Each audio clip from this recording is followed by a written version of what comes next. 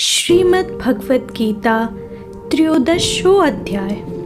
श्री भगवान बोले, हे अर्जुन, यह शरीर क्षेत्र इस नाम से कहा जाता है और इसको जो जानता है उसको क्षेत्रज्ञ इस नाम से उनके तत्वों को जानने वाले ज्ञानीजन कहते हैं। हे अर्जुन, तू सब क्षेत्रों में क्षेत्रज्ञ अथवा जीवात्मा भी मुझे ही जान और क्षेत्र क्षेत्रज्ञ को अर्थात विकार सहित प्रकृति का पुरुष का जो तत्व से जानना है वह ज्ञान है, ऐसा मेरा मत है। वह क्षेत्र जो और जैसा है तथा जिन विकारों वाला है और जिस कारण से हुआ है तथा वह क्षेत्रज्ञ भी जो और जिस प्रभाव वाला है वह सब संक्षेप में मुझसे सुन। यह क्षेत्र और क्षेत्रज्ञ का तत्व ऋषियों द्वारा बहुत प्रकार से कहा गया है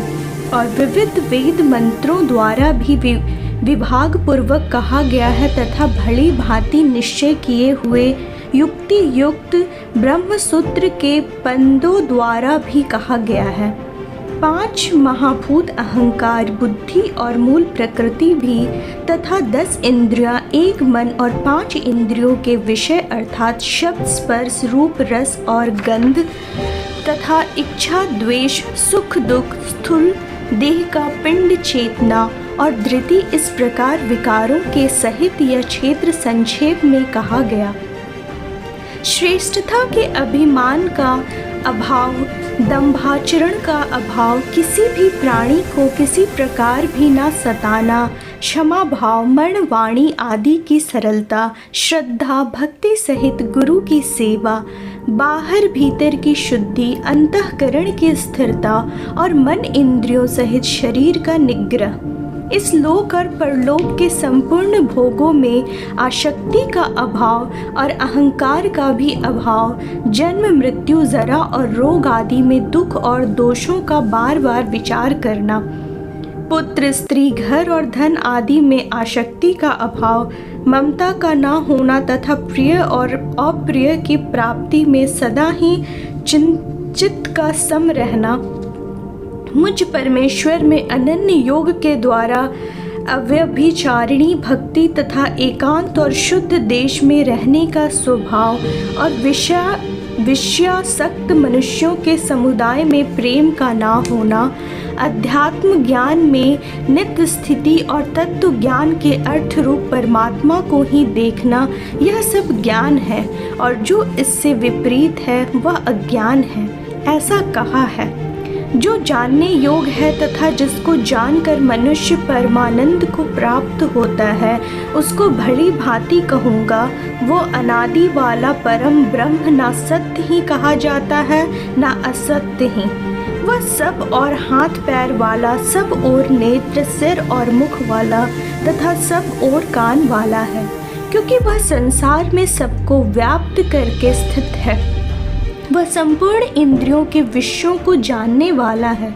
परंतु वास्तव में सब इंद्रियों से रहित है तथा आसक्ति रहित होने पर भी सबका धारण पोषण करने वाला और निर्गुण होने पर गुणों को भोगने वाला है। वह चराचर सब भूतों के बाहर भीतर परिपूर्ण है और चर अचर भी वही है, और वह सूक्ष्म होने से अविज्ञ है तथा अति समीप में और दूर में भी स्थित वही है। वह परमात्मा विभाग रहित एक रूप से आकाश के सदृश परिपूर्ण होने पर भी चराचर संपूर्ण भूतों में विभक्त सा स्थित प्रतीत होता है, तथा वह जानने योग परमात्मा विष्णु रूप से भूतों का धारण पोषण करने वाला और रुद्र रूप से संहार करने वाला तथा ब्रह्मा रूप से सबको उत्पन्न करने वाला है। वो परब्रह्म ज्योतियों का भी ज्योति एवं माया से अत्यंत परे कहा जाता है। वह परमात्मा बोध स्वरूप जानने के योग एवं तत्व ज्ञान से प्राप्त करने योग है और सबके हृदय में विशेष रूप से स्थित है। इस प्रकार क्षेत्र तथा ज्ञान और जानने योग परमात्मा का स्वरूप संक्षेप से कहा गया। मेरा भक्त इसको तत्व से जानकर मेरे स्वरूप को प्राप्त होते हैं। प्रकृति और पुरुष इन दोनों को ही तू अनादि जान और राग द्वेषी विकारों को तथा त्रिगुणात्मक संपूर्ण पदार्थों को भी प्रकृति से ही उत्पन्न जान। कार्य और करण को उत्पन्न करने में हेतु प्रकृति कही जाती है और जीवात्मा सुख दुखों के भोक्तापन में अर्थात भोगने में हेतु कहा जाता है। प्रकृति में स्थित ही पुरुष प्रकृति से उत्पन्न त्रिगुणात्मक पदार्थों को भोगता है और इन गुणों का संग ही इस जीवात्मा के अच्छी बुरी योनियों में जन्म लेने का कारण है। इस देह में स्थित यह आत्मा वास्तव में परमात्मा ही है। वह साक्षी होने से उपदृष्टा और यथार्थ सम्मति देने वाला होने से अनुमंता, सबका धारण पोषण करने वाला होने से भरता, जीव रूप से भोक्ता, ब्रह्मा आदि का भी स्वामी होने से महेश्वर और शुद्ध सच्चिदानंद घन होने से परमात्मा ऐसा कहा गया है। इस प्रकार पुरुषों का और गुणों के सहित प्रकृति को जो मनुष्य तत्व से जानता है वह सब प्रकार से कर्तव्य कर्म करता हुआ भी फिर नहीं जन्मता। उस परमात्मा को कितने ही मनुष्य तो शुद्ध हुई सूक्ष्म बुद्धि से ध्यान के द्वारा हृदय में देखते हैं, अन्य कितने ही ज्ञान योग के द्वारा और दूसरे कितने ही कर्म योग के द्वारा देखते हैं अर्थात प्राप्त करते हैं। परंतु इनसे दूसरे अर्थात जो मंद बुद्धि वाले पुरुष हैं वो इस प्रकार ना जानते हुए दूसरों से अर्थात तत्वों के जानने वाले पुरुषों से सुनकर ही तदनुसार उपासना करते हैं और वो श्रवण परायण पुरुष भी मृत्यु रूप संसार सागर की निस्संदेह तर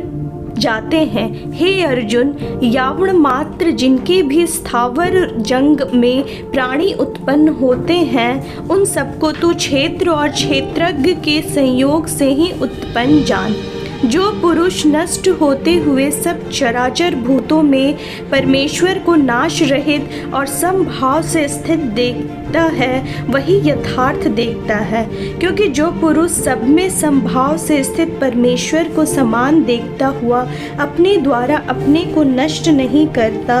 इससे वह परम गति को प्राप्त होता है। और जो पुरुष कर्मों को सब प्रकार से प्रकृति के द्वारा ही किए जाते हुए देखता है और आत्मा को आकर्ता देखता है वही यथार्थ देखता है। जिस क्षण यह पुरुष भूतों के पृथक पृथक भाव को एक परमात्मा में ही स्थित तथा उस परमात्मा से ही संपूर्ण भूतों का विस्तार देखता है, उसी क्षण वह सच्चिदानंद घन ब्रह्म को प्राप्त हो जाता है। हे अर्जुन, अनादि होने से और निर्गुण होने से यह अविनाशी परमात्मा शरीर में स्थित होने पर भी वास्तव में ना तो कुछ करता है और ना लिप्त ही होता है। जिस प्रकार सर्वत्र व्याप्त आकाश सूक्ष्म होने के कारण लिप्त नहीं होता, वैसे ही देह में सर्वत्र स्थित आत्मा निर्गुण होने के कारण देह के गुणों से लिप्त नहीं होता। हे अर्जुन, जिस प्रकार एक ही सूर्य इस संपूर्ण ब्रह्मांड को प्रकाशित करता है, उसी प्रकार एक ही आत्मा संपूर्ण क्षेत्र को प्रकाशित करता है। इस प्रकार क्षेत्र और क्षेत्रज्ञ के भेद को तथा कार्य सहित प्रकृति से मुक्त होने को जो पुरुष ज्ञान नेत्रों द्वारा तत्व से जानते हैं वो महात्मा जन परम ब्रह्म परमात्मा को प्राप्त होते हैं।